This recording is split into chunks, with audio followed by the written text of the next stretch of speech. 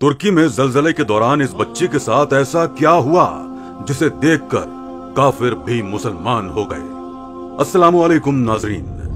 दोस्तों, आज हम आपको तुर्की में आने वाले जलजले के दौरान होने वाले मौजिजे के बारे में बताएंगे, जहां हर इमारत जमीन बोस हो गई, हर सू तहलका मच गया।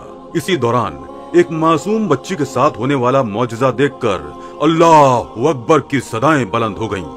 वीडियो को मजीद आगे बढ़ाने से पहले अगर आप चैनल पर नए हैं तो चैनल को सब्सक्राइब कर लीजिए और बेल आइकॉन पर क्लिक कीजिए ताकि नई आने वाली वीडियोस आप तक बआसानी पहुंच सकें। नाजरीन, इन दिनों आने वाले जलजले ने पूरी दुनिया को हिला कर रख दिया है।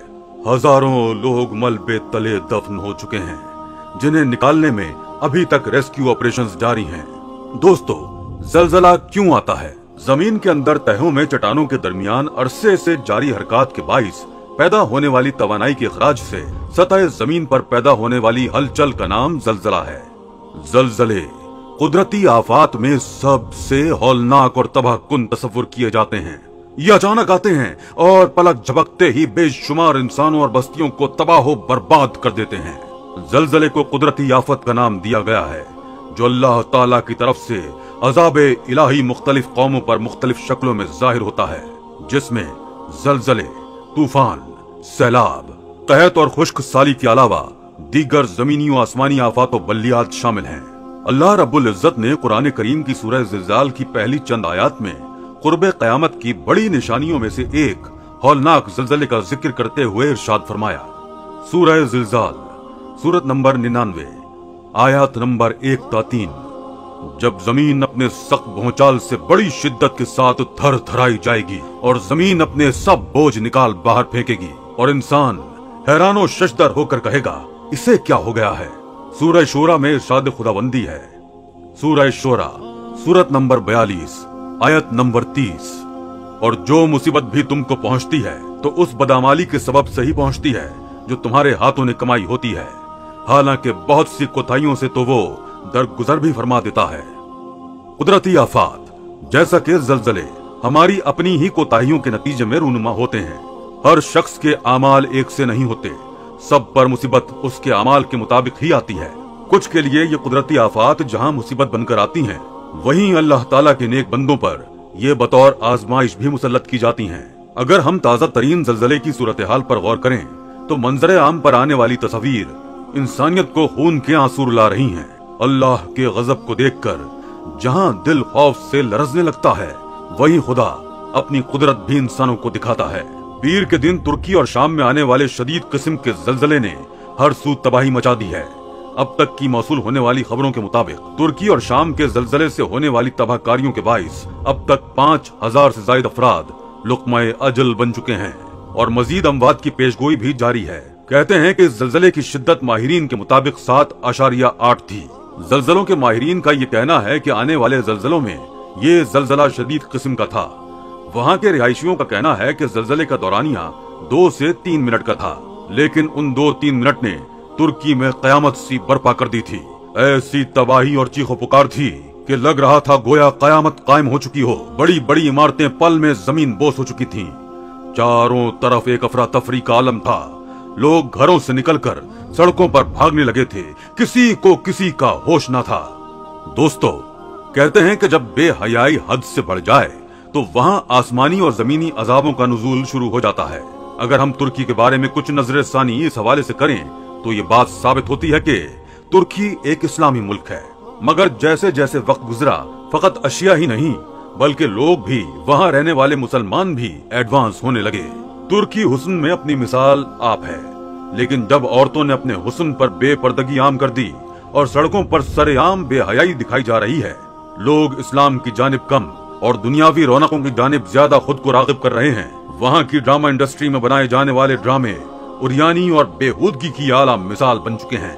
यहाँ तक कि मस्जिदों से आती अजान की आवाज के बावजूद जब लोग नमाज की तैयारी करने के बजाय ये इंतजार करने लगे कि कब अजान खत्म हो और वो अपना म्यूजिकल कॉन्सर्ट दोबारा से एंजॉय कर सकें, तब ये कुदरती आफात ही बतौर सजा इंसानी जिंदगी को दरहम बरहम करके रख देती हैं।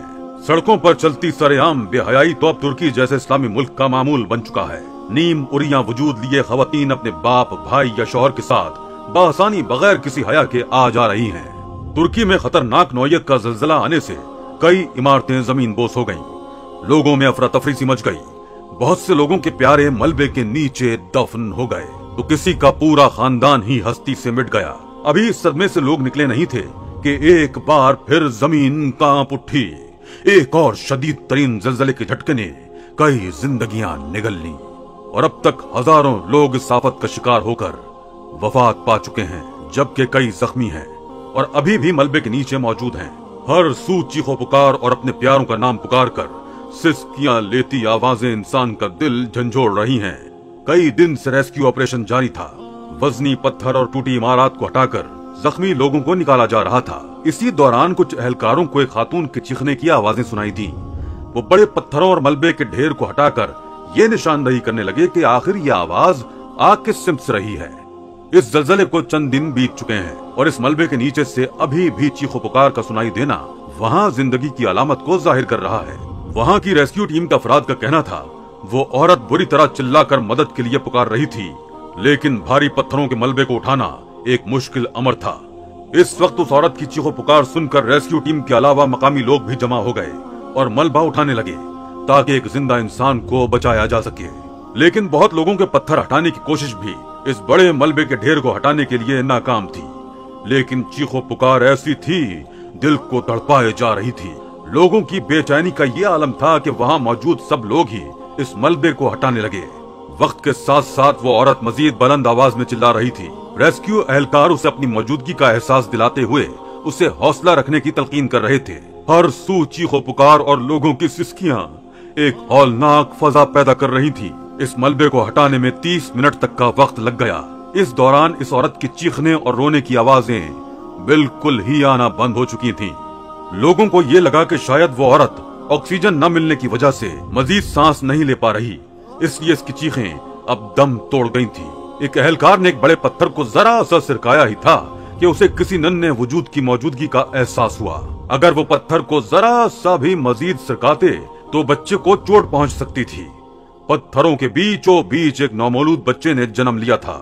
ये मंजर किसी मौजज़े से कम न था।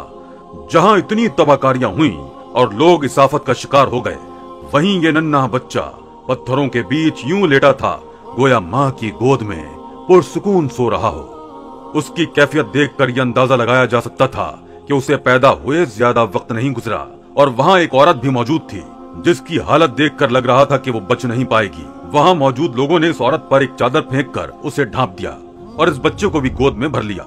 इस बच्चे की विलादत अभी अभी हुई थी। वो औरत मर चुकी थी, लेकिन वो बच्चा बिल्कुल सही सलामत था। रेस्क्यू एहलकार और वहाँ मौजूद लोग ये मंजर देखकर रो पड़े। हाथों में आते ही वो बच्चा रोने लगा। इस मंजर ने कई आंखें अश्कबार कर दी। इस बच्चे का जिंदा रहना किसी मौजज़े से कम नहीं था। जहाँ इस ज़लज़ले से हजारों लोग अपनी जानें गंवा बैठे, वहाँ मलबे के नीचे दबी औरत जो पीर के दिन से भूखी प्यासी वहाँ मदफून हो चुकी थी।